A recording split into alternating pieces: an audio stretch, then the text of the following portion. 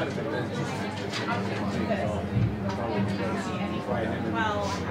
I'm not setting aside a whole week.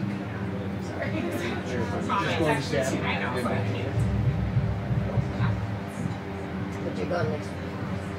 Hi, are you close to the camera curtain? And I'm actually leaving. Can you hand him your phone? I don't know if this is dead or this is not. I just have already Hey, can I sit on you? I don't remember your name. Mackenzie. I remember you too. I forgot. Rebecca.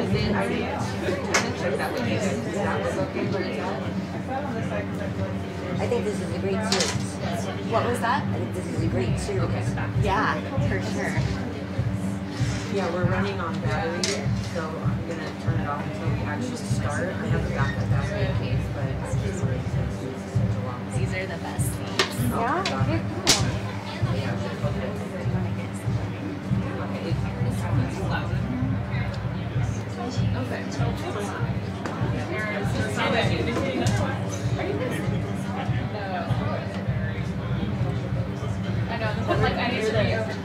Well, like we talked about, he's going to get the right side of the couch, I'm using the left side of the couch. So just as you guys are wanting to switch shots, you should probably go with it. Play with it a little bit, I'll give it last time. And is your phone dead? Oh, okay. I was going to say, I have it on silent. I'm not going to turn it on, but if there's a shot that we're not getting, just send me a text. I meant to tell you this last time too. You don't have an earphone, or something that you're doing that's like bugging you, or if you really want to show it, just send me a text.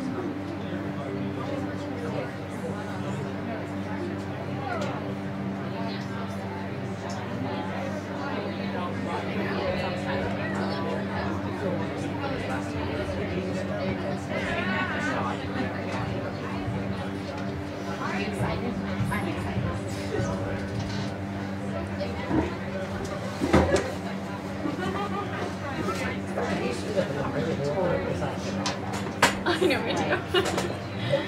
Probably easy. Okay, because I can't speak that. Just a couple more times. Oh, that's the okay. Don't worry about it.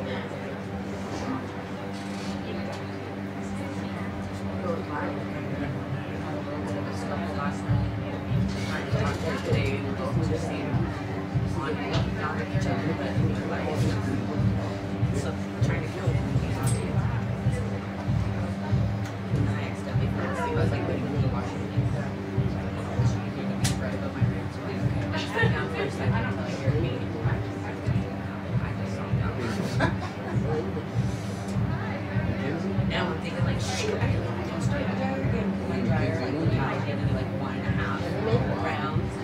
So right now, I'm like, oh, it's time to and actually, I'm really pretty nervous.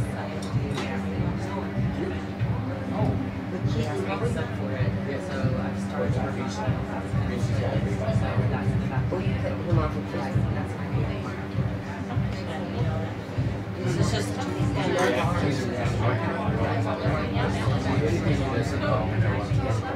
well, the thing with him now is because they also have everything else the next week to month. So it's very what's happening. So it's like, when I stopped even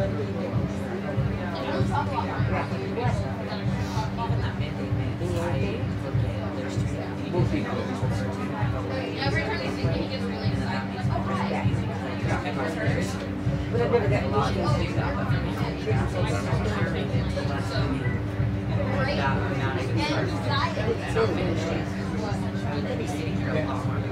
I do. You see the shows?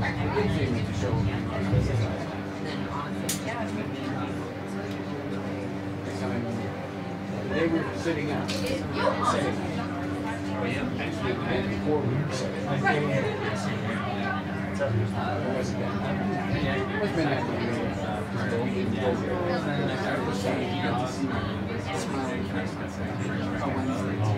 He was out looking for his pal came in and he had no, he worked for, there used to be Terrell. If I'm in a relationship, I'm serious. If you want to be on the bad side, you want to try to. So if you're doing anything to get on the good side, that's not. Hey, Nick, Nick.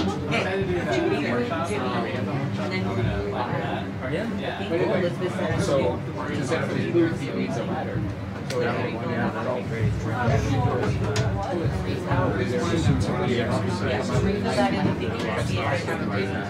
not, whatever it is. No,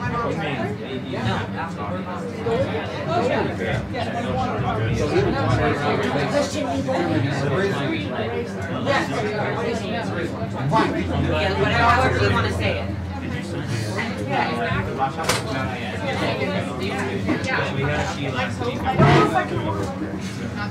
Just don't look at it.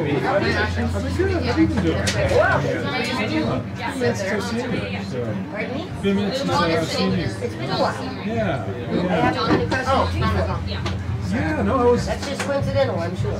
Yeah, no, I was coming around.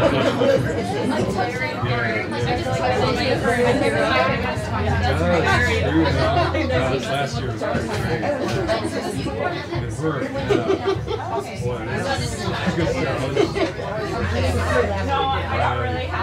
I'm pretty exhausted by the end. I've been thinking on this for sure. What did I get? And I'm out of what my life. No, it's smart. Oh, yeah, for sure. Like you're in a different country. It's good food. Very happy, excited. I'm also How you just the best proposition I've ever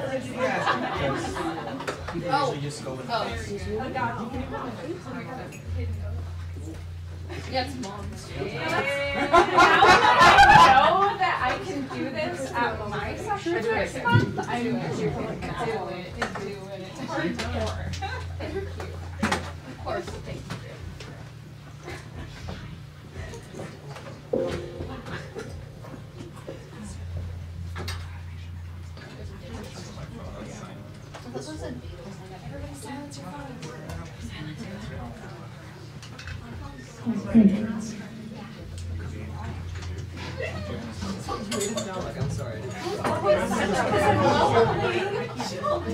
they live together, it's cool.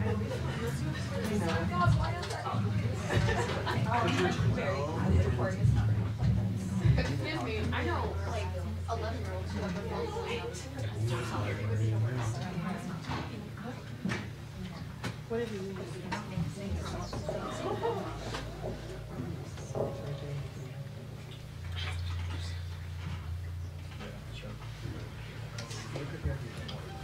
Rat's nest.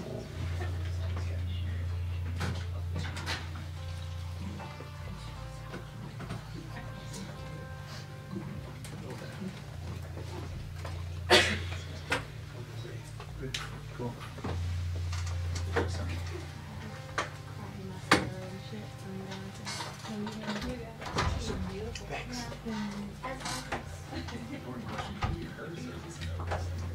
Oh, I already asked. Yes. Yes, okay, cool. Not live. Maybe not profusely. Oh yeah, no, just in case it slips out. What do you mean? What does profusely mean? Like Dennis Leary, There you go. Richard Pryor. Calculated person. Or accidental. Measured That's person. my life. Cool. Well, welcome everybody. I'm Wayne Burt, Program Director at Radio Boise, and it looks like a few return attendees and some new faces. Welcome to the second version of the Couch Surfer series. Rebooted, right? Because it existed a few years ago. So this is really the first of us trying out Radio Boise as a venue, and last month I thought it worked out really well. It gives things a pretty nice intimate feel. You get to know artists, musicians, everybody, and how they relate to each other. I know these guys are going to have a lot of good things to say about their craft and how to create, or how they create in these times. But I'll let Christian do the introducing. This will be recorded. The YouTube video will be up after the event sometime. We'll probably post it tomorrow. We're not going to live stream it because we really want people to attend this and be part of this, which I think is a pretty special thing. A few details is if you need to come in and go out, the back entrance is the way here. Not because we're embarrassed by you, but because we're just trying to keep this from getting in the shot, people coming in and out. The bathrooms are down at the end of the hall to the left.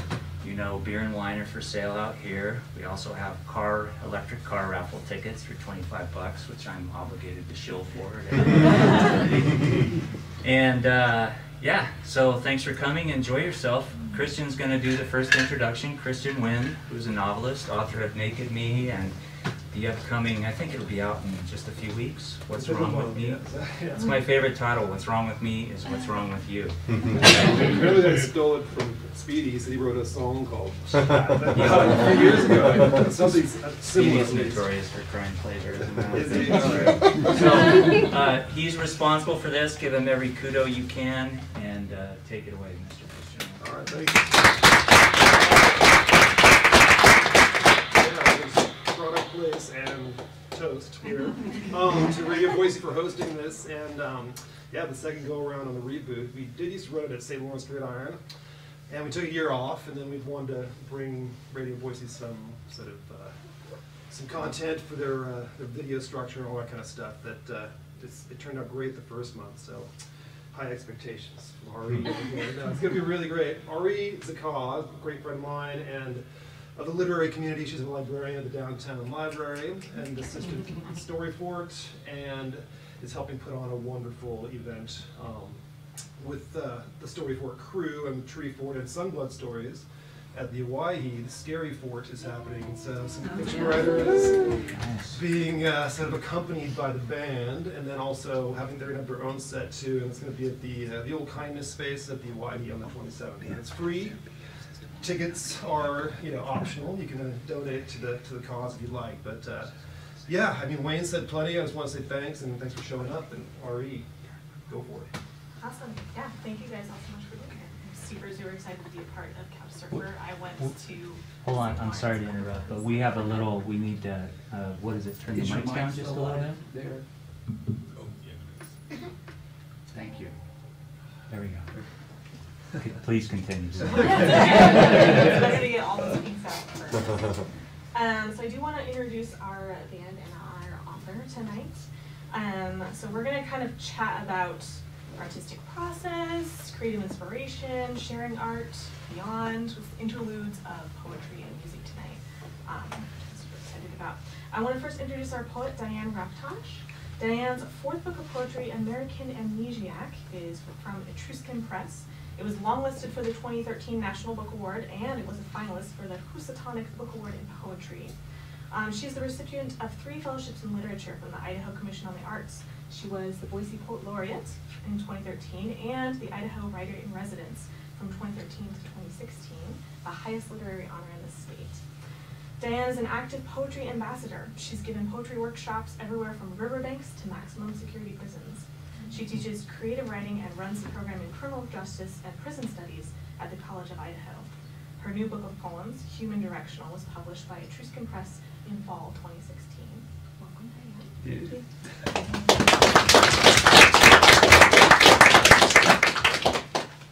And we have some great musicians with us tonight as well, the band Sunblood Stories. I just have to say I love your guys' band name. I remember seeing on a poster and being like, I have to go to that. Sunblood Stories is a mass of harmonic noise distilled into occasionally delicate but always haunting songs. The band is comprised of 3 equal members, Amber Pollard, Ben Kirby, and John Fust. This current arrangement is the realization of a sedulous refining process that has guided them into trio form. Sunblood Stories has been called high desert psychedelia. Thanks, Old Serpent. Sonically compared to early Pink Floyd, thanks, random person at Hogan's, and flatteringly referred to as Neil Young in a cave on acid. Sunblood Stories is dreamy, aware, personal, open, fuzzed out, and loud as fuck. And Sunblood is going to, is it okay if I call you guys Sunblood as like a, Yeah. okay. I didn't want to accidentally call you by a nickname. They're going to start us off with a song to set sort of the mood for the evening. What are you going to play? Okay.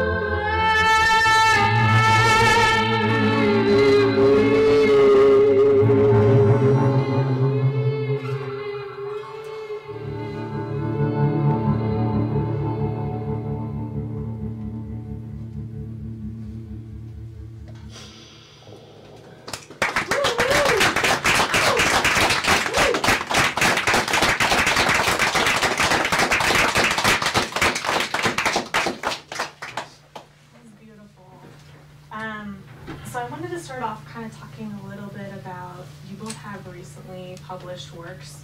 Diane has Human Directional, and you guys had It Runs Around the Room with Us, which came out recently. So I kind of wanted to invite you both to chat about the process of creating an album or a collection, because they're both made up of these individual pieces which exist on their own, but are brought together into a cohesive work. And I would like to start with you guys, if you don't mind, because I was stalking your YouTube channel and I saw your like little album creation video series with like a whiteboard and diagrams and notes. So can you just chat about that a little bit? Yeah. Our rehearsal room in our basement was, 4 white walls, and so we just took, Crayola markers and basically drew out all the lyrics and the forms of the songs and rearranged them however we wanted, just to write on the walls, which was really helpful. And we attempted to make a documentary about the process of making the album. No. I definitely did make the documentary. I definitely did make the documentary about recording the album. It just, half of it happened to get deleted off my computer. I didn't know how that happened after all the work was done, which is how we got the mini series, because I didn't want to abandon all that cool footage. Just chop up all the funny parts and put them up. But yeah, it was kind of a fun process to, go down to the basement, work on it for a while, take a break, and then somebody gets to hold the camera while somebody else talks. And initially it was incredibly awkward. and then gradually we got used lose your mind to it. a little bit and get okay with it. And then we got so deep into the process of making it that I think we probably forgot that we were videoing each other. It was really fun to watch. Diane, do you also use whiteboards, pulling things together? I have a whiteboard inside my head that I use, but mostly I use a lot of journals to where I keep a lot of notes on a variety of subjects. When I read, I take notes because otherwise I forget what I read. And so when I'm working on a book, I like to have some kind of an overarching concept, because I'm a super slow writer and slow at most things. So if I have a concept, it helps to ensure that I won't take forever on one single poem. So basically, the concept I was meditating on in Human Directional is one of my favorite concepts, which is what does it mean to be a self? It's a question that is continues to unfold. I never know exactly what I'm supposed to be from one moment to the next, and one day to the next day. So what helped me bring together Human Directional, because a lot of the poems were written as individual poems, unlike American Amnesiac, which I wrote as a whole piece. But where I got the title and the sort of organizing principle, finally, after most of the poems had already been written, was a Human Directional is an actual thing. I don't know if you guys know what one is. I didn't. I didn't. Tell us. Okay, on State Street, they're human sign twirlers. They do the advertising. Okay, so on State Street, there was, on my way to work every morning, I drive by the most beautiful, amazing sign twirler. She danced around in these very beautiful dresses, and in rain or shine or snow or sleet, and she was always lively and exuberant, and I admired her spirit. And I thought, and so I kind of looked it up to see what her job was, and I know she was vastly underpaid for that kind of very difficult work outside in all the seasons, probably didn't get benefits. And I was inspired by her, and I thought Human Directional, that helps me put a spin on things to sort of figure out where I want this book to go. And I thought that she's doing exactly what a poet does, which is to hold up signs and hope somebody reads them. I hope that somebody is paying attention to the signs, because the times are changing very quickly, and I've been charting the changes pretty systematically in my notebooks. It's not a whiteboard, but I have a whole bunch of notebooks, so I've been trying to pay attention. So that's more or less the origin of Human Directional. She gave me the organizing principle, and she's not doing it anymore. But perhaps you guys saw her. She'd often wear this sort of lavender-colored skirt and It's like a tutu. Yes. Yeah. Yeah. She toured for a place called Title Loans, and I thought that was so Title Loans, like for the library. Oh my goodness. You know, it wasn't for the library, but in my imagination, I decided she's twirling because libraries are so important. She wants to loan out titles. Exclamation point on our Big exclamation point. I think about her almost every day. Yeah. So. Did you guys have an overarching concept for your album as Diane talked about, or is it more? Did you have a direction that you want a human directional? You want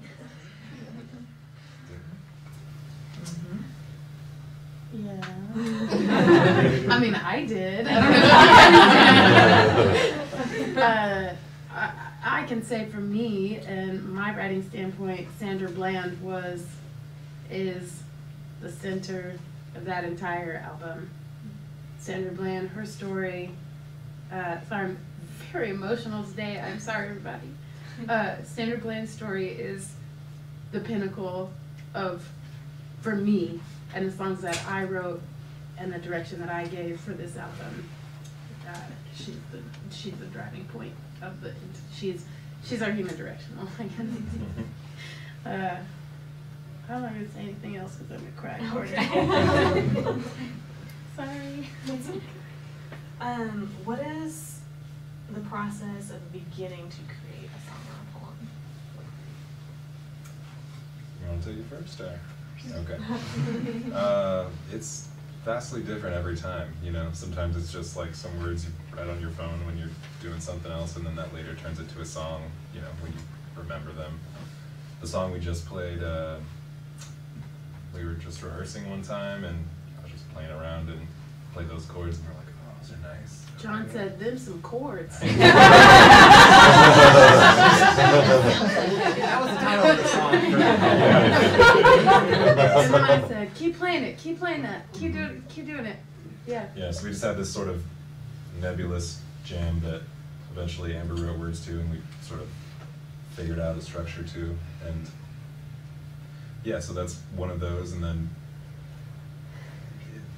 it varies so widely based, you know, just has Some of the other one times, seed that. some of the other times is I just come in the room and I go, okay, no, you do this. That's not right. That's not right. You're doing it wrong. That's not what I said. Okay, you do that. But not like that. But kind of like this. But it's kind of close. You almost got it. That's almost right. And then I'm like, okay, but Ben, you need to be like. I don't understand what that means. You'll figure it out. Yeah,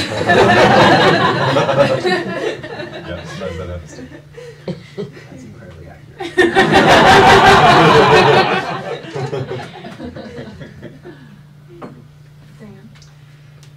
Well, that's interesting. I think poets are, or at least as a poet, I feel really a great kinship with music. Maybe I feel like a failed musician because I love to think about, I love to just sort of let a rhythm start a poem. The sounds of language, the sounds of words, almost more than, of course I always have these concepts, as I said, but the way to get the concepts out is to sort of listen to the rhythms of language and the sounds of the sounds of the words, perhaps even before the meanings of words. The sounds and the rhythms are kind of what carry the day, I think, in a poem. Mm-hmm. I can relate. I kind of feel like a failed poet, so. Okay. Let's talk after. So you guys obviously do a lot of collaboration because there's 3 of you there. And I know you talked a little bit about that. So I was wondering to ask Diane as well, how does collaboration influence your work? And then Diane, are there people that you collaborate with? Do you collaborate with different sides of yourself? Does collaboration inform your work at all? Oh, I definitely collaborate with different sides of myself. That's part of the struggle and part of the fun. I also collaborate, I feel, with other writers who are either living or dead. I feel like that I've been very influenced by certain kinds of writers, like Adrienne Rich, some of the writers who take America as their subject. So Adrienne Rich, Walt Whitman, James Baldwin, who's not a poet. I think he was one of our most brilliant American writers, very much had his pulse on the nation and was able to articulate its problems. And its possible hopes in a way that no other writer has been able to. Anyway, so I feel I'm in collaboration with writers living and dead and friends, people I work with, invisible, invisible people, my invisible friends, the underworld. I know it's not but yeah, when you sit in a room alone, it's amazing how many companions you end up surrounded by. Do you guys have the same collaboration experience with the underworld? Yeah, actually, sometimes. Yeah, as far as, we're obviously collaborating all the time, and I think, it's true for me, I don't know if it's true for you guys, but I think that the treatment that we can give ideas with all three of us generally turns out way better than if I just do it by myself. I think it's nice to have an idea, but then be able to share it, and they can tell me what's cool about it or what's terrible about it, or be like, oh, what if we change this one thing and this is way better? And I'm like, oh, you're so right. So I'd like it for that.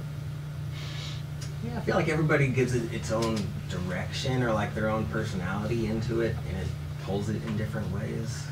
Like somebody usually comes up with a riff or a chord progression or something, and then we'll all jam on it for a while, and it just inevitably goes into something totally different or similar, but I don't know. It finds its groove. Until I It's better. permanently say, you do this, and you do that. I like what you're doing, just don't do it.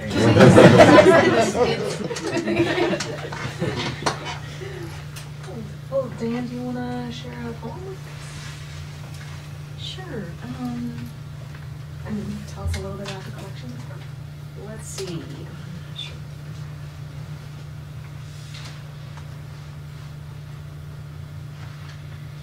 Okay. Sorry to pick on this. Oh, no, it's fine. I'll start with a poem from Human Directional since it's the most recent one. And when I was the Boise Poet Laureate, I was asked to write poems on specific themes. One of the themes was community, which is an easy theme to write about because everybody feels the love in Boise, the great community of people, the great diversity of people in Boise, and that was the easiest theme to write about. So let's see, before I start, is there anything, it's mostly self-explanatory. CC&Rs, you know what CC&Rs are? You live in a neighborhood and you can't have a pet pig out hanging out in front and stuff like that. They're the rule setters for the neighborhood. Everything else should be, Somali, there's a line in Somali in here, so please forgive me if I mispronounce some of the words, if my Somali is not what it should be. The title of this poem is Light Wind Lifts Languages Dress Up. July sky files another joy, and I'm out hanging laundry on the lowest branches of our honey locust. It's Friday. It is, as the kids say, hella hot. And as I lay damp socks across the longest seed pods, I am put in mind of Wang Bok Sing, who at 67 took in bundles of wash, labored over tub and ironing board, then delivered his completed works to local clients without complaint, round about 1913. Which reminds me of the eternal neverness of now, and the girl with the Justin Bieber haircut I met in Rhodes Skate Park, who prattled on about the honeycombs of Chinese tunnels. She sure must roam the undersides of Boise. Legends residue, yes. A work we might dub tall nonfiction. Oh, hungry readership. Do you believe it's against the CCNRs to dangle shock sock river shoes atop the neighbor's curb to dry? Did I remember to return 2 eggs to Gail next door? Those wine glasses to Peter and Eric? We live in the land of the Shoshone and Bannock. Shouldn't I already have been always kinder, more open-handed, a titch more alert? Oh, humid river shoe. To be means not to know entirely how to. Though if you could look around, you'd see that while the din rages elsewhere about Islam, a new mosque, painted eggshell and green, opened its quiet doors on Cloverdale, welcoming Bosniaks. Anyone can come. It is here, in what one Kosovar called Potato City, we got a bunch of folk beliefs. It is here where of a summer's night, you might go out to hear the band Amuma Says No, or Sunblood Stories. The accordion saying yes, yes, yes the whole while, saying si se puede, saying hal luquad marna kuma filna. Somali for one language is never enough. Saying hallelujah home slice. This is a good use of our life.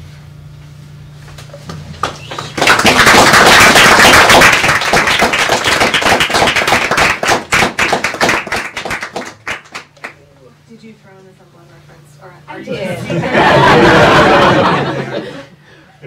You're not just a closet fanatic? I have a name for your Yeah. Not yet? Okay. I think they have to name themselves. That's how that works. I will start your fan base. On my Instagram, I will do it. There you will. Excellent. I love that.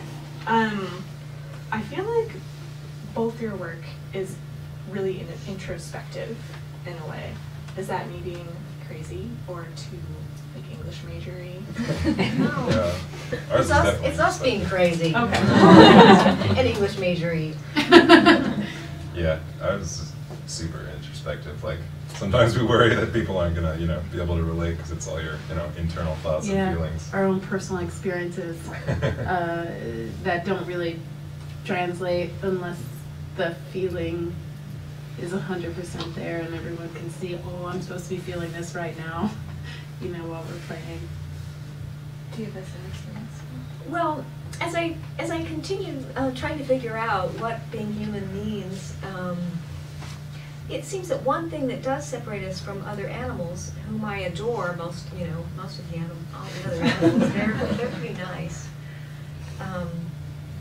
is that we're able to share our interior states, and we're able to recognize others' interior states. Now, I'm not sure that dogs can't do that. For example, I'm not sure. They probably can. They can definitely feel. But human beings have a lot of tools. We have a lot of tools in our toolbox to try to articulate or express through music or one of the other arts the many layers of what goes on there. What does being human? I don't know. You shouldn't I think we're all trying to figure that out. Yeah, it's a good thing to explore. I know less than when I started out on. They probably know. I don't know shit.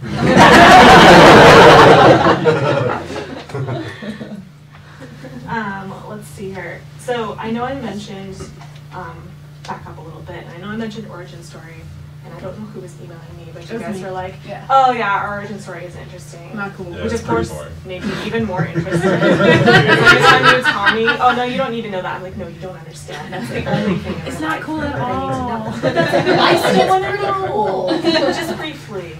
It's good. I started playing solo as Some Blood Stories like 5 or 6 years ago. 6.5 Wasn't years it like ago. 7? Time keeps moving. Come on I now. don't know. We're doing this interview.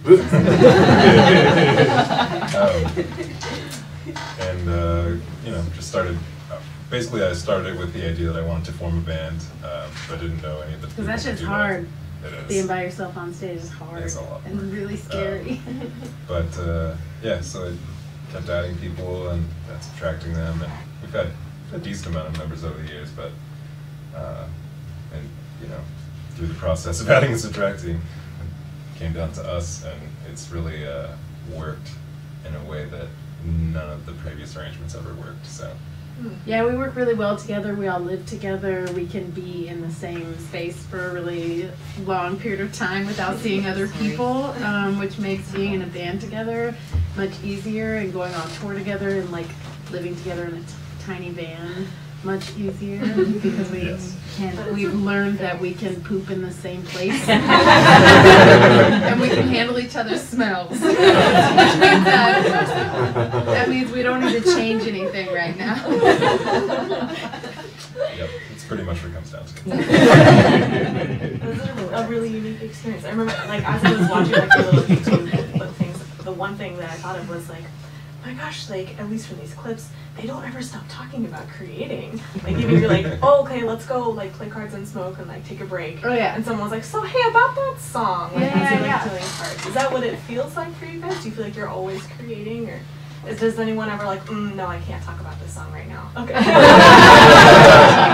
we definitely have to turn it off, but it's really convenient to have, playing poker in between recording sessions as a way to do something else, but then sneakily get back to talking about the things you need to talk about. Subconscious brain still like seeks out. Yeah, so you can sneak in all the questions and answers that you. Yeah, I know we said we weren't going to talk about this, but what do you think about? Yeah, exactly. But I'm the one that's like, no, I'm done. I'm done. No more talking about music. I gotta go to bed. Stop talking. And I'm always the one that's like, okay, so about this one thing, and they're like, no, it's bedtime. I'm like, but I wanna. No, man. Hey, I know you're asleep right now.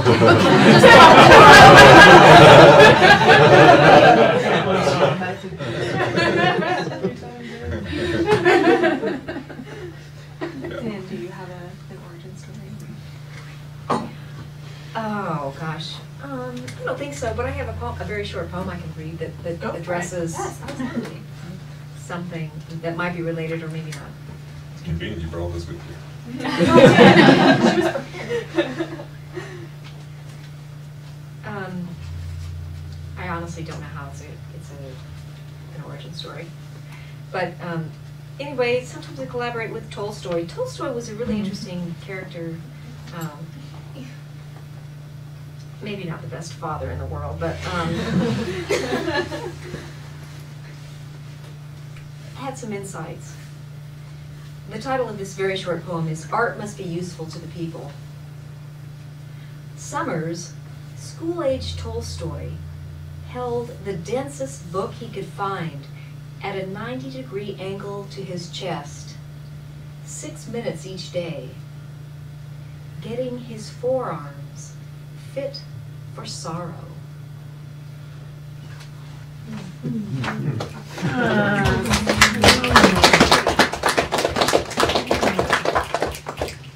He really did do that with books. I mean, I attributed the reason that he did it, but he did do that. He held these books out, and it's like, that's weird. But in a way, it's very beautiful and touching. Thank you for sharing. Well, we can consider that part of your origin story. Yeah. Origin story. Origin story. So anyone who's ever created a piece of art, whether it's music or poetry or watercolor or anything, knows it can be a really emotional and sometimes a physical struggle as well. So I was hoping that you both can kind of talk about maybe a piece that you struggle with mentally physically, spiritually, and then if you could chat about maybe a song that you guys have struggled with, and then perform it for us before I. Dan, do you want to chat about something that you struggled with as far as creating? Sure. Let's see. I find living in the world to be the greatest struggle of all. And creating is a sort of way of managing being in the world. Managing the fact that we need to continue and bear up and figure it all out. So, yeah, the struggle the greater struggle I have is being in the world, not so much creating, although that's not easy. I mean, you know, every day, I don't necessarily write every day, but you wonder, it's like, oh my God, this isn't like a total piece of shit. Or, so the struggle is the world. So I write about the struggles that we encounter. There's a lot of struggle in America now, right now. There always has been. So I write about that struggle, and that helps me to plan. You know, it has a practical aspect. It's not just an aesthetic or a poetic matter. It's about like figuring out how power works and figuring out what's going on and trying to be a few steps ahead of what's to come, or to figure out maybe what's a little bit to come.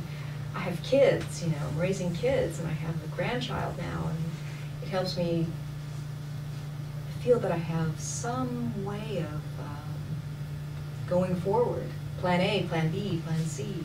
So there's a practical aspect to these layers of struggle, of being in the world and creating art in connection with being in the world. Does that give you, is that an answer? Yeah, no, okay. Was I supposed to read something, or we're moving on? No, let's move on to that. Do you guys want to chat about a song that you guys have struggled with? Yeah. So we talked about this, and there's this one song that. Oh my God, we worked so hard on it for so long. It works really well for the story, but it didn't work well for us to play it today. So we're going to tell you about that. We spent so much time writing this song that it wasn't possible to rewrite the song in order to fit the space tonight. Yeah. Like 2 years like of trying to get, Yeah, we tried 2 years so of trying to get this song right. And it just kept not working out. And this last album, it finally worked out. But yeah. So, when did you write that song? Laying in bed? 2 or 3 years ago. Yeah. Yeah, so it's a song called Step Softly Ghost, and the only lyrics in it are, is it raining or are you just sleeping? And it was about that period in between awake and asleep where I couldn't tell if the rain was falling outside or if it was something in my head happening, and I was never really sure. But like I said, we're not But we played it live for like a year, and then we tried to record it for Twilight Midnight Morning, which our 2015 release. We recorded it, and Ben was like, "Shit, turn it off! It's terrible! No, we're done. We're not doing this." And then we got to it this time, and for it runs around the room with us. We recorded it again. Same exact thing. Ben said, shit, no, turn it off, we're not doing this. And then went to post-production, sent it to mixing and mastering, got it mixed and mastered, listened to it, and Ben said, no, seriously, this is so bad. So then after that happened, we actually rewrote the song from the mix and mastered tracks, rearranged the whole thing to produce what it ended up being 3 years later from the original composition that Ben wrote. So it's totally different than his original writing. We subtracted a bunch of shit, rearranged a bunch of verses until we got it right. And then we were talking about that idea of this being a possible question, and we're like, well, this is obviously the song that's given us the most trouble. Maybe this is something we need to talk about. So we sat down at band practice, and we were like, okay, how are we gonna? I am not rewriting this song again. Scrap it. We're not doing it. So conversely, we're gonna play a song called Eclipse Theme, which was actually incredibly easy to write. We recorded an album in 14, 13. I don't remember. Sorry. It was a live album in Portland. It's called Live from the Banana Stand. And so we just played our set and then recorded it. It was really nice. And then the next morning, we stayed at that house, and they had a beautiful rose garden in the back, like the big arbors, and you could walk through it. And everyone else was asleep, and I just got up early and drank coffee and happened to write this song. But then the song came so quickly and was done for so long, but took us 2 or 3 years to finally get around to recording. So this one was a song based on waiting, a lot of waiting. This song? Yeah, that is on.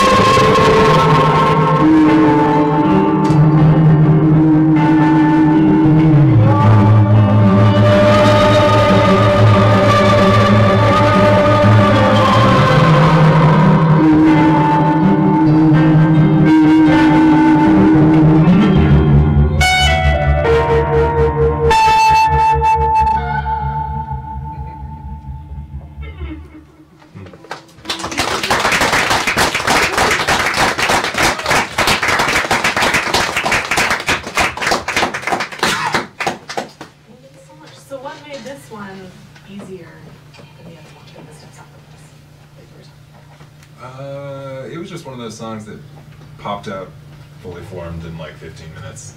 So, I mean, that makes it pretty easy. It wasn't a whole lot of work to do. And it was just, it took us so long to record, I think, because we tried so many different arrangements. Let's be honest, and stuff. nah, we forgot about it. We were like, oh wait, this is a pretty good song. Totally forgot about this one. Hey, let's put it on the album. Yeah.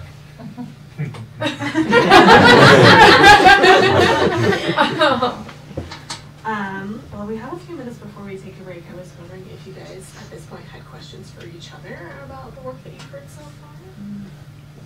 If not, that's okay too. Ooh, do you, when you're writing a poem, do you like revise it many times? Does it start out similar to the way it ends? Many times. I revise a lot, yeah. Yeah. How many eyes you put on that poem before you're done? Like before you say you're done? Like just How many yours? Oh, Or well, do you send that out or? Do you have confidence? I have confidence, but I have a really hard time asking people for help. It's like a I feel disease. But I do have readers that I try to, I say, please, if you read this for me, I will like do anything for you. Almost like. So yeah, you have to have readers, but sometimes people are busy and you just have to use your own judgment. Mm-hmm. And sometimes it's solid, but sometimes it's not, because you just can't catch everything yourself, and because it pours out of your own head. Your own head fills in the blank, so it's really good to have readers.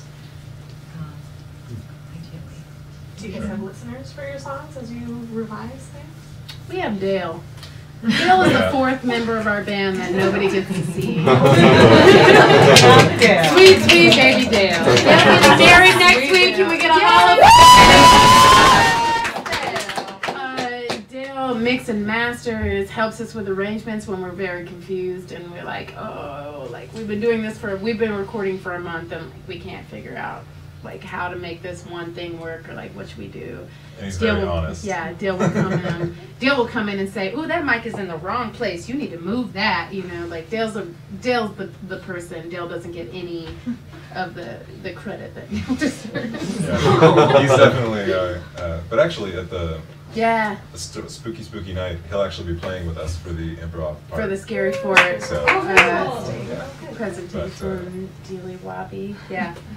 Dale is our secret weapon for sure. I guess not secret anymore. The secret is out on Dale. Y'all leave Dale alone. He's out.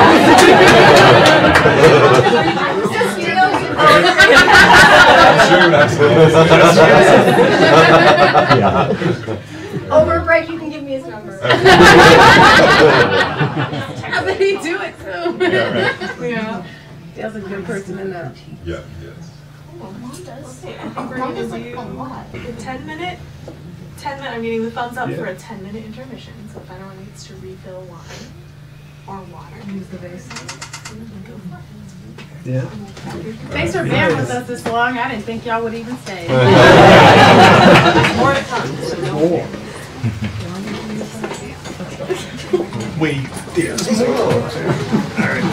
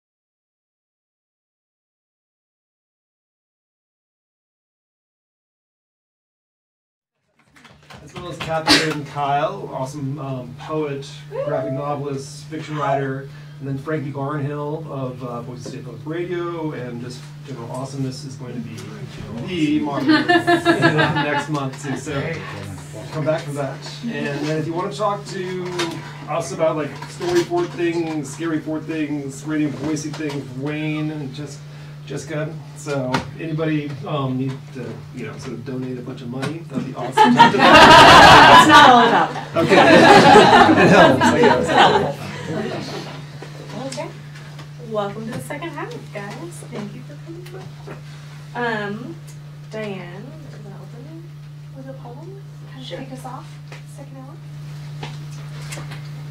Sure. Since I've been talking a lot about the self and how we seem collectively not to know exactly what it means to be one, I'll read a poem from American Amnesiac, which I wrote this book. I started writing this book in about 2009, looking out across the terrain, and you know, I felt that things were a little out of joint in the United States. I mean, perhaps I'm sure they've always been, but anyway, it was the impetus for beginning to write American Amnesiac, which is a book-length dramatic monologue in the voice of a 50-something-year-old white man who wakes up one day on a park bench in Civic Center Park in Denver, not recognizing who he is and not recognizing the state of the United States. And he, in his previous life, he used to work for Goldman Sachs. He was a big money guy, had a variety of other jobs, a sous chef among them, supposedly art historian, a whole bunch of other things. And so the task for him over the course of this book is to sort of reinvent himself and become kinder and more compassionate. That's something that I wanted to have happen beyond this book. On a large scale way of myself also. Anyway, so the project is to sort of rethink self and rethink nation. So here's the one on self. His given name is John Doe. He's cuffed. Well, his given name is Calvin Reinhardt, but when the authorities find him on the park bench and he can't remember who he is, the authorities call him John Doe, and he becomes a sort of metaphor for the everyman who's suffering quite a lot in the United States. All right, anything else? Lizette is his ex-wife, his now dead wife, excuse me, his presumably dead wife. She's mentioned here. One last thing, there's a word in here called butility, which is a portmanteau. Portmanteau is a word, I love the sound of that word. You don't even, it doesn't matter that you don't. But there's so many portmanteaus in the world right now. Like bromance is a portmanteau.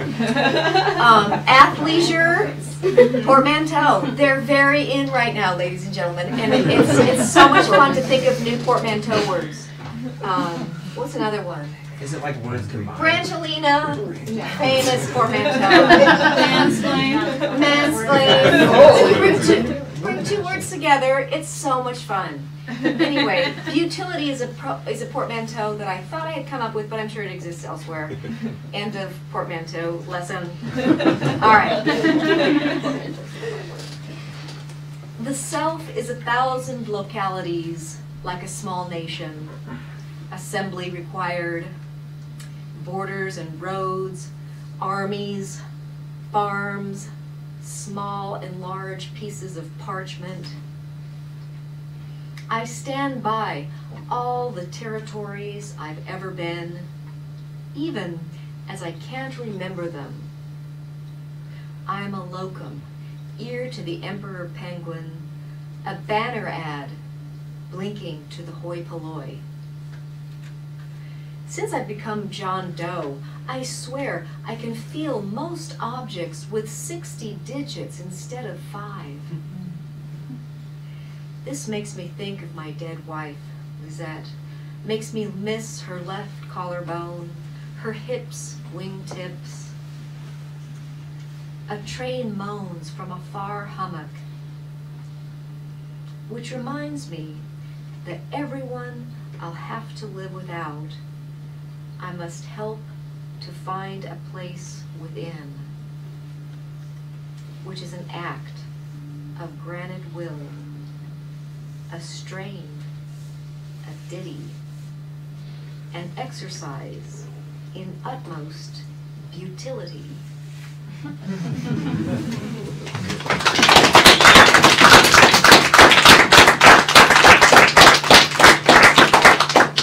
I do love portmanteaus. So Aren't they fun? They are so fun. And yes, English is constantly evolving. You can just sit around and make lists of portmanteau. If you're feeling down, just sit down and make lists of I know portmanteaus. you're really on this right now with the rhyming. Yeah. So is that, was it beauty and futility? Utility, actually, great guess, but it's beauty plus utility. Oh, okay. But I like that, beauty plus futility. I was thinking I beauty went plus real utility, but you know, yeah, I usually go pretty dark. But I'm thinking beauty plus utility, but I like beauty plus utility. Utility. I'm gonna use it in something Yeah. at some point. Okay, good. I love the sounds that you use in your poems, and I love sounds. yes, and poetry really, like historically, is meant to be read out loud. Yes, for sure. And performed. So Yeah. I wanted to kind of start us off talking with you and with Sunblood about like music and poetry both involved this really intense performance. So how does sharing your art with your audience and engaging with your audience inform your work at any point?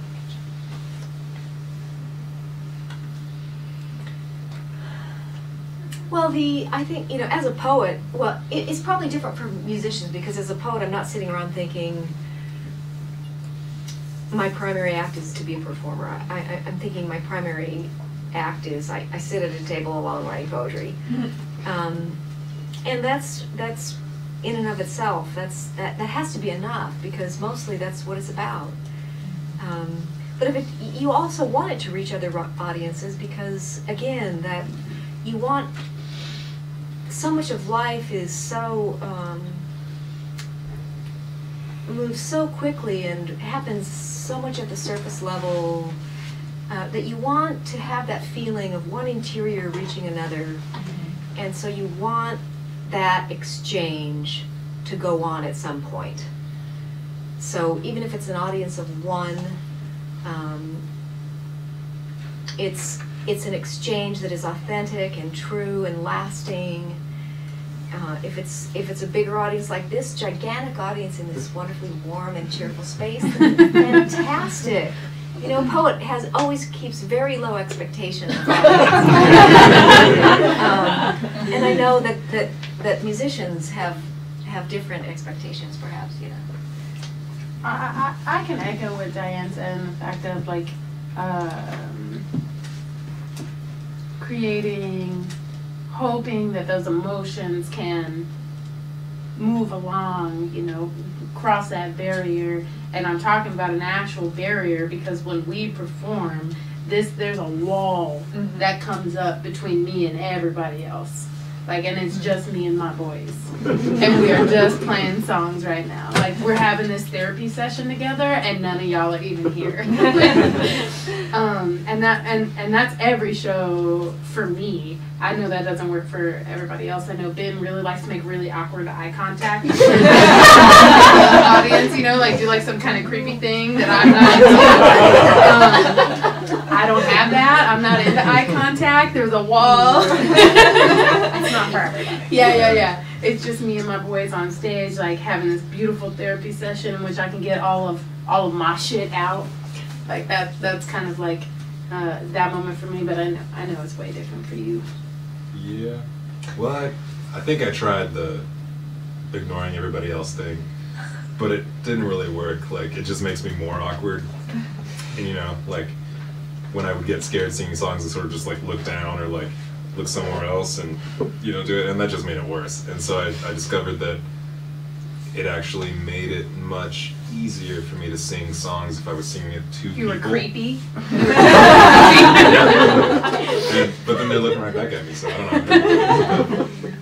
And just, you know, being able to look at people when you're singing and have them look back at you made it a lot easier because I was singing to that person, then that person, then that person, and a lot of the nervousness of it went away from me when I could connect it to another person hearing the music. Which like a straight transfer of emotional information rather than like just vomiting. But then I play guitar and that's what I do. I definitely don't make eye contact. Yeah, it's weird. It's musicians in particular, I think, like when you play particularly loud the way that we play, you know, and you have a big sound on a stage with lights that are looking right at you, and there's this dark blob of people out there that you can kind of see but kind of can't. There's kind of a trust you have to have that what you're doing and what you're putting out there is getting to those people. And I used to worry like, oh man, people aren't dancing or they're not liking it. And then I realized like, oh, it's because we don't play music people dance to. I would worry that people hated it, and then afterward they'd be like, oh, it was so good, even though everyone just stood there. That's really fun because that's what John's doing. Oh no, they hate this. Oh no, Amber and Ben are so pissed off. I really messed that one spot up. Oh god. That's true. Ben has to avoid eye contact with me when we're playing. If he gives me the wrong look, I think I screwed up. I make a point just to look like right when like we're gonna do a transition or something. I'm like, hey, good job, you're doing great. Because if I'm just you know, what are you doing? Yeah. We do so much improvising when we're on stage that if Ben gives the wrong look to us, we're all like, oh fuck. Yeah.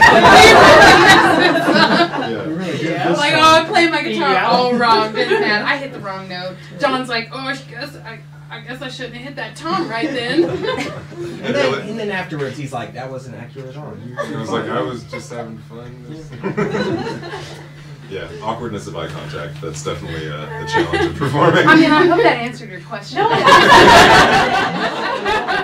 It sounds like you guys interact more with each other on stage. Oh yeah, than you do with the audience 100%. on stage. 100%. And you know, I honestly didn't even think about like lighting would play a huge issue if you are on stage. Like there's times you're on stage and you just see the lights and you have to pretend. Yeah. Like you can see everyone and like you're making eye It's contact. like playing in front of a couple cars with their headlights on. You're just like, cool. I just look at the end of my microphone and everyone thinks that my eyes are closed the whole time. But it is different for literary events. Like every poetry reading I've been to has been incredibly well lit. Do you make lots of eye contact with people? I try. Yeah, I try. I think it's part of having an authentic connection. I'm very bad at you know, Erin and I were talking, and you know, I'm very bad at small talk and just making idle chatter. It's like I don't want to do it. I don't know how to do it. It makes me uncomfortable. It's like I want to talk about like just go right to the the meat of the matter. Yeah. Let's talk about the Why meat. I love moderating because I'm also bad at small talk. Yeah. So I'd be like, what's art mean to you? Yeah. I can't do that except in a What situation does being like a human? What does being a human? Why waste our words about anything that's not, you know, the non-essentials? They're, you know, words are precious. So if I'm going to use words, I want to just like go straight to the heart of the matter. And eye contact is a way to feel you're connecting with people, of course, you know. We have a similar thing. We discovered that our shows would always go downhill when a song would end and someone would decide to like make small talk before the next song. No talking. Usually me. And it would always just go terribly. And so we decided that we'll say, you know, hi at the beginning and bye at the end, and just no talking in between that, because it's just better to not ruin it. It works for, I think it works for other artists though. Yeah, but some we're people are really so good at it. fucking bad at it. We can't do it. Yeah. We just can't do it. Well, there's no point then. Yeah. Every single time Ben tries to talk on stage. Stop talking! I mean, I think you've been there for a show or two where there's been a huge mistake made on stage that was very embarrassing because Ben decided to talk. Embarrassing or really charming. Love you. You go ahead and you take that charm for yourself. You guys just need to be in this setting more often. Right. Yeah. Yeah, that's easy. Nice. Good. I have a bunch of questions here that are switching gears a little bit here. One of them is, I was reading some of your poems. I was listening to your most recent album, doing makeup this morning. Both of your work has this really strong sense of elements, I guess is the best way to put it. I'm seeing like a water theme throughout a lot of your songs, like rain and ocean, like things like that. And Diane, a lot of your work had these long Latin names for creatures that I had to go obsessively Wikipedia afterwards. Which is My really daughter's fun. a marine biologist. Oh, okay. That, I can definitely see that. There's definitely that influence. So, why is this sort of sense of nature important to you as artists, and why do you include it in your work, or are you doing it subconsciously?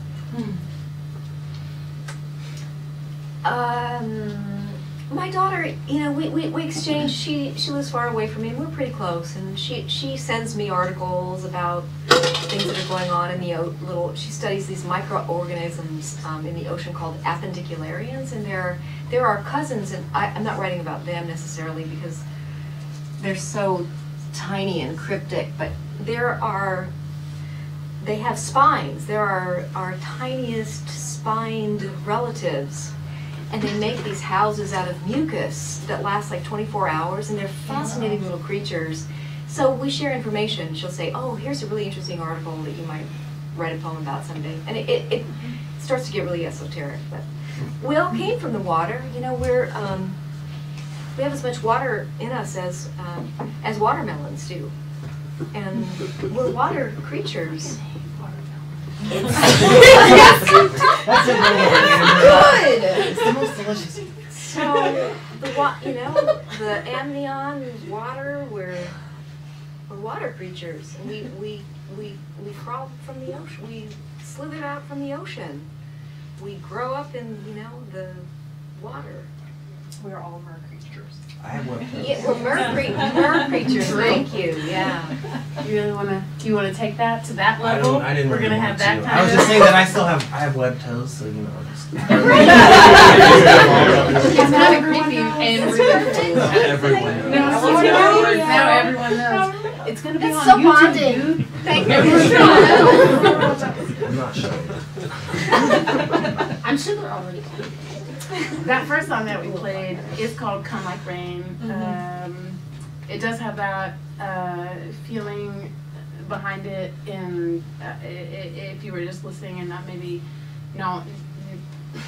not knowing where it's coming from. But my first child, her name was Rain. She died at childbirth. That song is for her. It isn't necessarily about rain coming back, but I mean it has that feeling, that double entendre of like rebirth, but the feeling behind that song, the first song that we played tonight, is about that pain that you feel when you start to move on with your life after this big loss, right? Feeling that you, when you start moving on, and that terrible feeling that you've forgotten these big moments for you that have changed your life. So, sorry. So that first song, "Come Like Rain," we just performed it in Santa Fe in New Mexico for a progressive arts festival that they had when we were on tour. Really, it was so fucking cool. We got out, we were playing our set, we started playing "Come Like Rain," and a fucking storm hit. It just started raining, and I thought everybody was gonna leave because we were outdoors in the middle of a big like a train track depot situation, I thought everybody was gonna leave. All these kids were dancing, celebrating the rain, having this beautiful time. And in our set, we play "Come Like Rain" 2/3 of the way through. We move on to other songs, and then eventually come back to the ending of that song. And so we started playing a song, it started raining, the kids were dancing, it was really beautiful. We went through the rest of our set, and then 10 minutes, it just stopped raining. It just stopped. And then 10, 15 minutes later, we get back to the ending of "Come Like Rain." As soon as we started it, big storm again. everybody's dancing in the rain. We finish the song. This little boy comes up to me and he says, "Oh, your band is amazing. It hasn't rained here in forever." We're all dancing in the rain. It was really beautiful. And so I don't really know how that goes with what we're talking about, but we're talking about elements and rain and my sweet baby who's not here anymore, and how that it's not related, but it kind of no, it's completely related. Yeah, that's so beautiful. It's a big long story of not related. I think living in the desert, you definitely do appreciate when those stay moments outside happen. when it rains. Yeah, that's lovely. So we are in October, which is my favorite month because it means Halloween's coming up. Everything's spooky. Everything's a little scarier. You're like confronting your own fears. So I wanted to talk and get real honest about like, what are some of your guys' fears and insecurities as artists? And does it affect your work, and how does it affect your work? I mean, sucking is a big thing.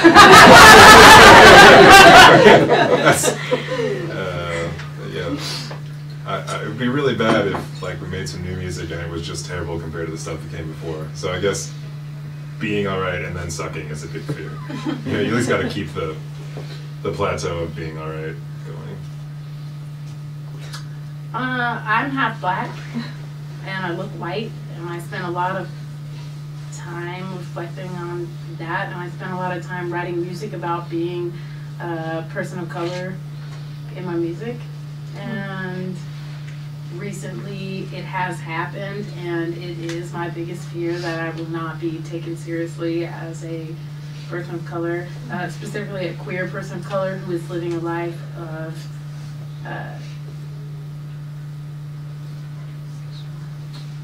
white passing, straight passing, you know, all of these different things that I passed for, but I don't actually embody as myself.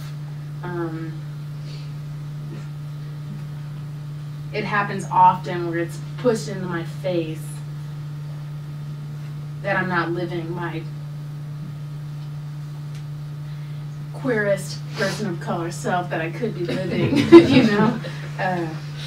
That's my biggest fear, but it, you know, it happens all the time, so that's it. What's your biggest fear, John? Getting to play all the drum sets. Pretty much just sucking, I guess. But everybody's their own harshest critic. I don't know. You're always like fear you do bad, and then everybody else is like, oh, it was okay. All right. I guess that's okay. Like different standards. Yeah. I guess I fear dropping drumsticks. Normal things like that. My drum set falling apart on stage has happened. Yeah. Well, not entirely.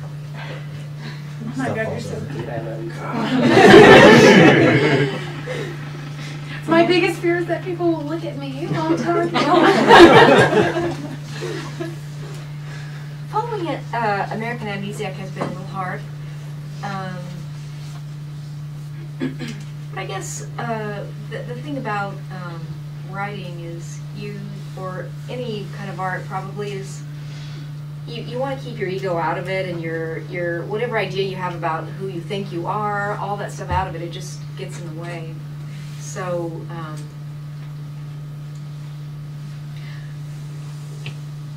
I don't want to phrase it in terms of being a fear, but I want to phrase it in terms of I want to be able to continue to be a conduit. Like American Amnesia kind of came through like it was a present from outer space, kind of. That doesn't mean I didn't work my ass off on it. I did, but you just want to keep the passages clear and open, and keep ego and your sense of whatever else. All that stuff has to be forever taken away, and I want that to continue to be the case. That's cleared out of the way. That remains cleared out of the way. Well, I would love it. I know I emailed you guys about this, but I would love it if, Diane, if you wanted to read a poem, if you you guys want to just use some live accompaniment inspired by and for the poem. Yeah. Yeah. Should we have should we start with a theme or should we? Yeah, I guess, what's the feeling of the, What what feeling? you want to do? I think feeling or a color would be the best way for us to accompany you. What? Or maybe you could look at the poem that you choose and maybe just like one line, and then just like one line. Oh, wait a minute, I got some poems. I have some poems about we saw that.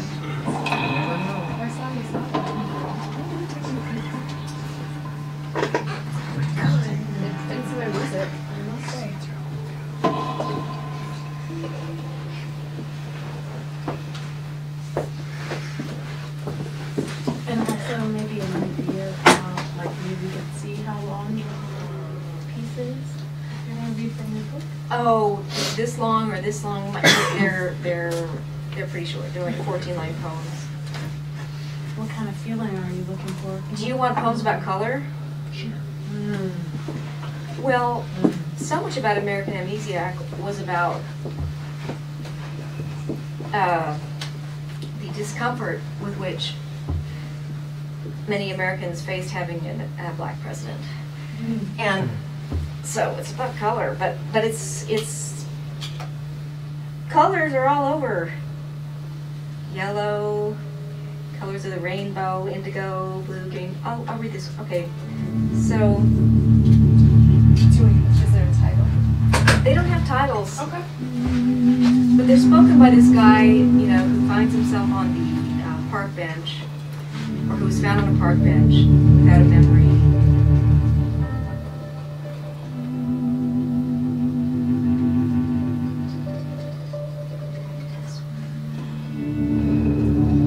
Ready? All right.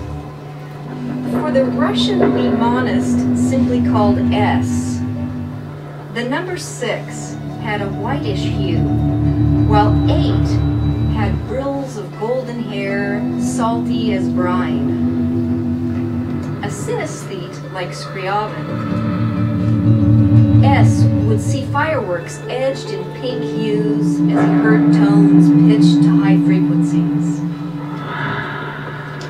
In the 17th century, pink was also used to say yellowish tints. To be led by people of brown pigment makes certain white folks see red.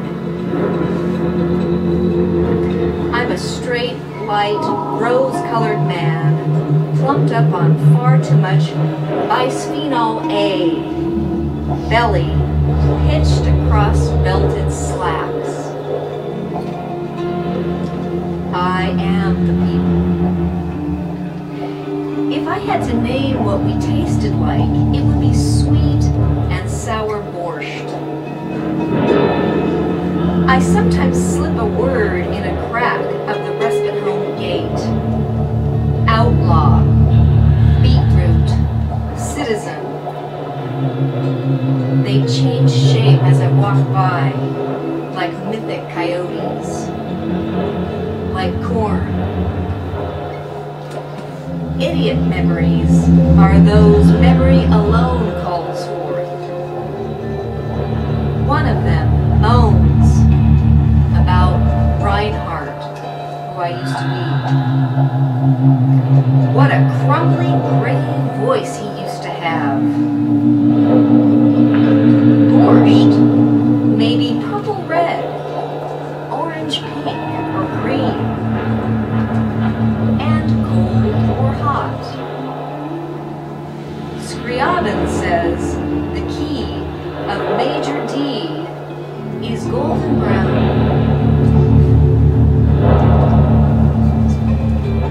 We have it on D major, so. And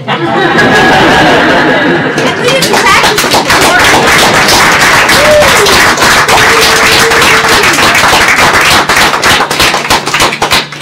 It's beautiful. It was really emotional. Thank you guys so much for letting me put you on the spot. We're sweating. Yeah, Sweating a it's lot. very warm. I wanted to give a couple minutes to our audience on the spot a little bit and ask if anyone had any questions for the band or for the author. Go ahead. Sean. Just kidding. I had a question for you. Have you ever felt like how, like that poem you just read had a lot of synesthesia in it? Like, Yeah. have you ever felt as though you might have that? Like, have I you feel ever that maybe, assigned yeah. colors to certain things? I feel that, yeah. Yeah, I feel like I have a pretty wide range of feeling, and I want to. I want to protect it. And sometimes I do feel that I have a little bit of synesthesia. Yeah. Do you want to define that for our audience? Okay, synesthesia is when you use one sense to do the work of another. In other words, you might smell green, and we all smell green. You know, you drive. On my trip to driving to Caldwell, That smells like skunk. and sometimes it's or touch, purple. I think probably we all could be capable of those kinds of sensations, but you have to really let yourself kind of go and get into it. Why do you think your protagonist came to you as an amnesiac? Because I think we're all amnesiacs. I think we all suffer from cultural amnesia, and it's a sort of imposed amnesia that is again imposed by a variety of forces, through power structures, through media, through our technologies, through celebrity culture, the culture of spectacle, such that we're unable to really track the very rapid and far-ranging changes that have been taking place in America for quite a long time. Wow. So if we're all kept occupied with staring into our cell phones, which I myself am guilty of, and tracking what's going on with the Kardashians instead of what's happening under our, sort of behind the curtain, then we're all amnesiacs. So it was very easy to write this book because I know I'm one. And it's very easy to be this man. I think it's a condition we all suffer from, and we didn't necessarily choose to have it. It kind of happens to us. Sorry. As someone who met you at a very strange dinner a couple years ago, I would really like to know what's changed between your later book and the most recent one. If bigger themes in your life have changed between then and now. Gosh, I don't remember that dinner. We'll have to have amnesia. Oh. Oh yeah, girl. We can. We can go for days. We can go for days, girl. Well, I just have my clarity of mind has returned. And I'm reading about. I'm writing about other kinds of things now. So. Human directional is not where I am now either. What I'm writing about now, if this is an answer to your question, it may not be, is a series of letters to a zygote called Dear Z, the Zygote Epistles. And I thought of this as an again, I told you I need a concept because otherwise it will take me until Kingdom Come to write one single poem. So writing to a zygote helps me continue in thinking about what it means to be human. A zygote not being quite a human yet, quite anything really, but incipient life that may or may not come through. So that's what I'm writing about now, and through that, other kinds of issues that are related. I don't know if that's an answer. Yes. Oh, sorry. So earlier, Diana, you said creating is like managing being in the world. And I wanted to ask you why you think creativity or poetry in specific is important to society and is important to have as a human race. Great question. I think the fact of how marginalized poetry is in the United States reveals the degree to which it so desperately needs it. I think our collective feeling function is very broken, and we are so terribly desensitized to so many things going on around us. And poetry reminds us that being able to feel sensation is again, through our internal worlds, our internal mechanisms, is perhaps most precisely what makes us human. And when we cease to feel, we cease to be human. And it's very painful to feel the pain that so many of us are in right now. But poetry reminds us, poetry is a way to reconnect us with the world of feeling, which is so rich and so fundamentally a part of our DNA. But we get in these modes and we're told we must be working constantly, we must be producing, we must be productive members of society, we must be part of the machine of capitalism. And poetry really has no, poetry is a place outside of that. And that's why it is so little thought of, I think, in our country right now, for so long. Being a young queer person of color, I was just wondering, I understand where you're coming from with your poems, but it's also kind of it's slightly upsetting to hear. I don't want to sound mean. I really don't want to. Say anything you want. No, please. But please say anything you want. To hear a white person, a white cis person, talk about these struggles that are very hard in the queer and the people of color community. It's very painful. And so, especially I'm 12, so I'm growing up in this, and it's and it was kind of weird to hear you talk about how white people are having problems with how the white people had problems with having a person of color as their president, but it's kind of worse because if they have problems with a person of color as their president, they're definitely going to have problems with just people of color in general. Being if you're surrounded by people of color and you don't appreciate that, you're not going to be the best person. So I just found it upsetting that you decided to write write poetry through the perspective of a white male, which already is kind of hard to talk about, and it was just Thank you I so just much. found it upsetting. Thank you so much for bringing that up, and I very specifically chose him to be a white male because I could see what was coming in the echelons of power among white men. I knew they were going to have a backlash. I knew there was going to be a backlash. So I thought, what can I do as a poet to forestall that or perhaps change the course of things? I can take one white man in that age group, in that earning bracket, and make him look within and wrestle with his own fears and vulnerabilities. And so in the end of this book, he does that and recreates himself as a loving and compassionate person. So I chose that very specifically because I could see that coming. I don't identify as being a white person who has fears of non-white people. That's definitely not who I am. But I wanted to have the occasion to create a character who was going to grow, because I could see coming what's happened now, that they're digging in their heels. I can understand that, but even if you become accepting of all these different races and all these things, you're still a white male, which gives you so much power without realizing it.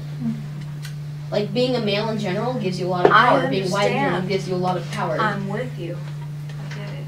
So even if you're accepting of all these people, you're still, or in society, you're seen as better. So there's not really a way to, for me, I can't see a way of accepting these people because you're still very powerful.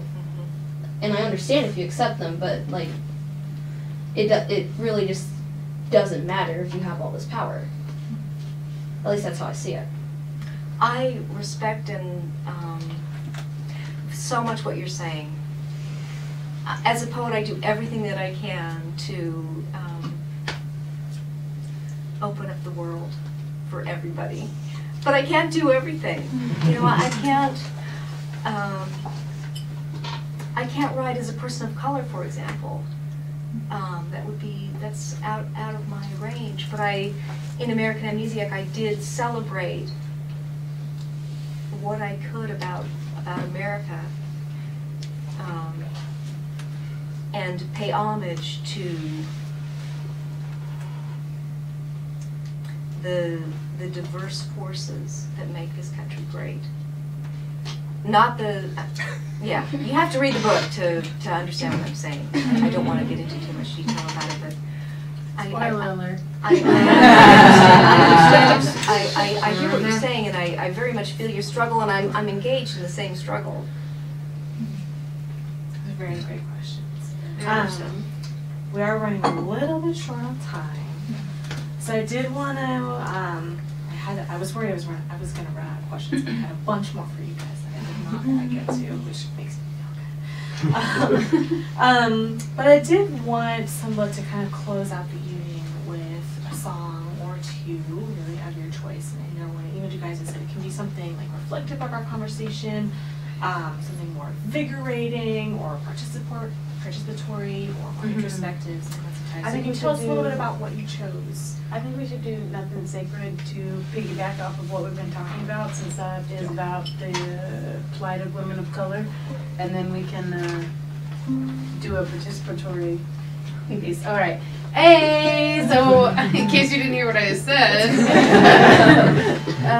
Nothing Sacred is this piece that we wrote collectively regarding headlines that kept coming up in the newspaper and on television. We don't have a TV, but on my phone, you know, on the iPhone, about what was going on with black women in the news.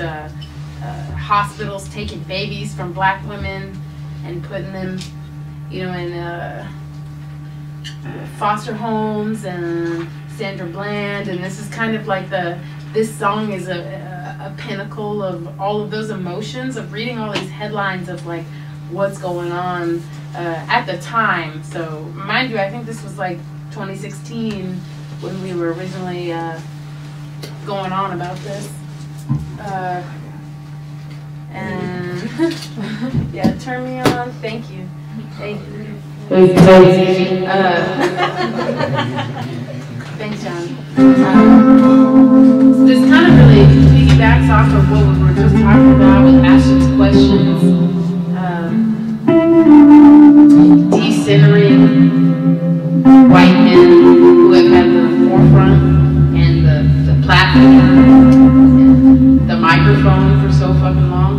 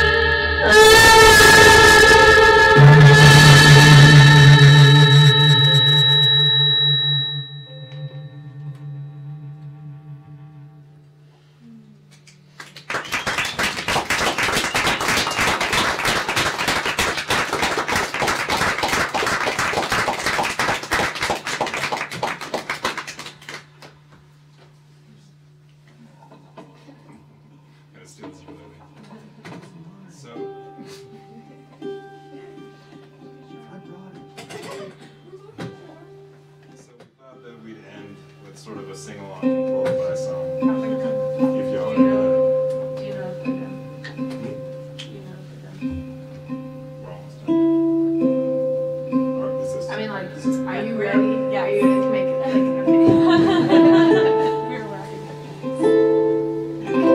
All right. Hey, I'll do it. So, yes. Back in the day when we used to go on tour, maybe Ashton would get kind of upset about that. So we wrote this song. Ben wrote this song. We would sing it to him every night before we went to bed.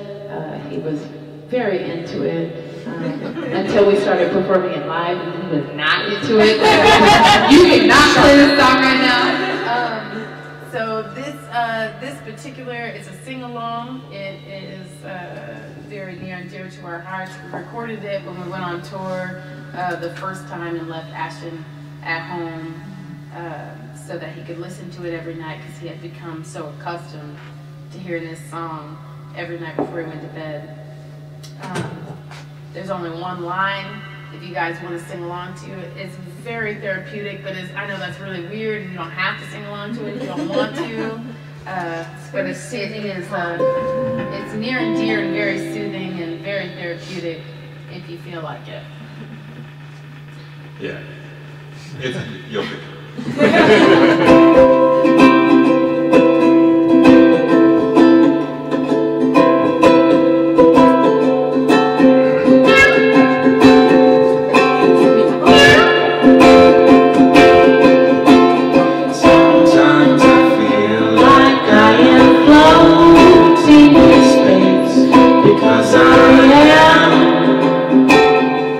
Because I am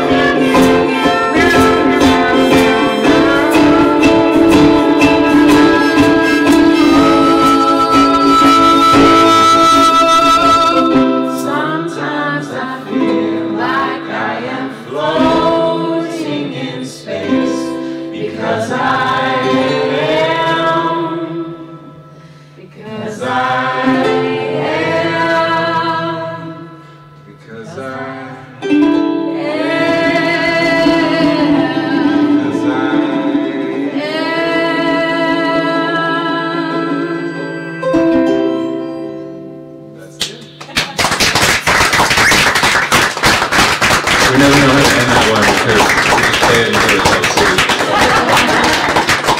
There's always really weird animal noises and Did it cat start because and. like, the cat came in and started meowing?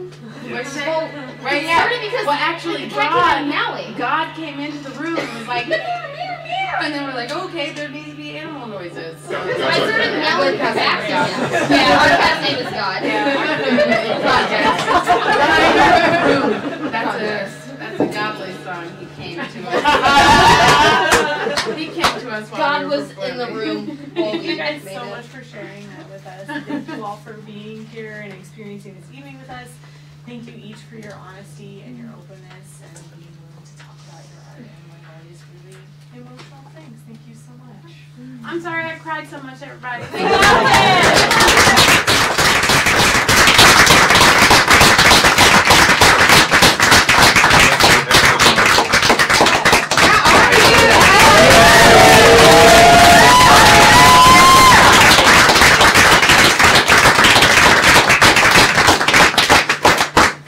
Sneak up here real quick, but say thank you to RU. I was going to say. Yeah, next month, second Sunday, the 12th. So, yes, you'll be back. Okay, good. Thanks so much again, everybody. Thank you. Say how thankful I am to have this event happen and make sure you're sweating when Diane in this like, little bit of room. But it's really awesome. So, thank you. Thank you. Thank you, Christian.